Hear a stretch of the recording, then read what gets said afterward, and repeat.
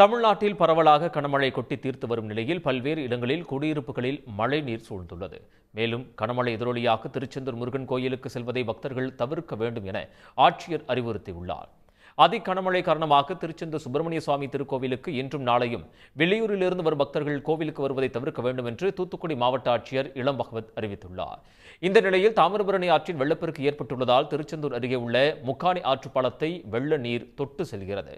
இதனால் போக்குவரத்து பாதிக்கப்பட்டு மாவட்ட நிர்வாகத்தின் உத்தரவின் பேரில் மாற்றுப்பாதை வழியாக வாகனங்கள் இயக்கப்பட்டு வருகிறது. தூத்துக்குடியில் இரவில் தொடர்ந்து பெய்து வரும் பலத்த மழை காரணமாக ஏற்பட்ட வெள்ளப்பெருக்கால் அந்தோணியார் கோவில் திருப்பகுதியில் குடியிருப்புகளை மழை நீர் சூழ்ந்தது. இதனால் கடும் அவதிக்குள்ளான பொதுமக்கள் மாவட்ட நிர்வாகம் உடனடியாக நடவடிக்கை எடுத்து மழை நீரை அகற்ற வேண்டும் என்று பொதுமக்கள் கோரிக்கை விடுத்துள்ளனர். தூத்துக்குடி மாவட்டம் ஸ்ரீவைகுண்டம் தாமிரபரணி அணையிலிருந்து 54,000 கனஅடி நீர் வெளியேறி வருகிறது. ஏரல் தரைமட்ட பாலத்தை மூழ்கடித்தவாறு தண்ணீர் பெருக்கெடுத்துச் செல்வதால் போக்குவரத்துக்கு தடை விதிக்கப்பட்டுள்ளது. வெள்ளப்பெருக்கு காரணமாக ஏரல் தாலுகாவுக்கு உட்பட்ட சிவராமமங்கலம் அம்மன் கோயில் பகுதியை வெள்ளம் சூழ்ந்தது. அணையிலிருந்து கூடுதலாக நீர் திறக்கப்படும் என்பதால் பேரிடர் மீட்புக் குழுவினர் தயார் நிலையில் உள்ளனர். கோவில்பட்டி அருகே மழை வெள்ளத்தில் அடித்துச் செல்லப்பட்ட காரில் சிக்கிக் கொண்ட இளைஞர் பத்திரமாக மீட்கப்பட்டார். வெள்ளாளங்கோட்டை அருகே உப்பாற்றில் தரைப்பாலத்தில் சென்ற இளைஞர் மனோஜ்குமார் காரோடு வெள்ளத்தில் அடித்துச் செல்லப்பட்டு மரத்தில் சிக்கிக் கொண்டார். இந்த நிலையில் அப்பகுதியைச் சேர்ந்த இளைஞர்கள் ஜேசிபி இயந்திரம் மூலம் சீமை கருவேல மரங்களை அகற்றி இளைஞரை பத்திரமாக மீட்டனர். இதனைத் தொடர்ந்து தீயணைப்புத் துறையினர் அங்கு வந்து காரையும் மீட்டனர்.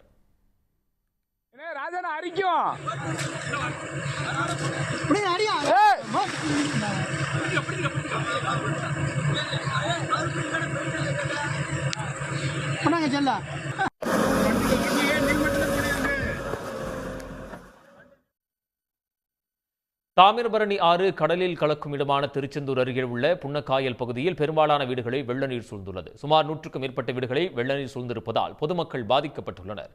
அப்பகுதி மக்களை பாதுகாப்பான இடங்களில் தங்க வைக்க நடவடிக்கை மேற்கொள்ளப்பட்டு வருகின்றது.